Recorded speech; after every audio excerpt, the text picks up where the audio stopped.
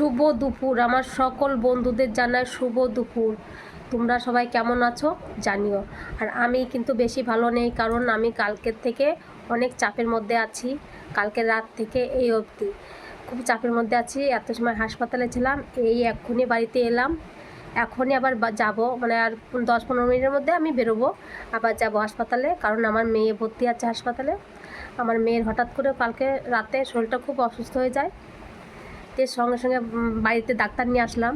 Doctor নিয়ে আসার পরে ডাক্তারে দেখে বলল যে হবে না, আমি পারবো না। রাত করে উনি হাতে নিল না, যার জন্য আমাকে হাসপাতালে ভর্তি করতে হলো।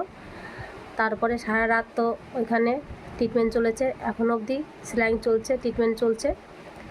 তো আমি বাড়ি এসেছি, কিছুক্ষণের জন্য বাড়ি এসেছি, এখনই আবার বেরিয়ে যাব। এখন ওর বাবা আছে, তো আগে থেকে অনেকটা সুস্থ আছে এখন।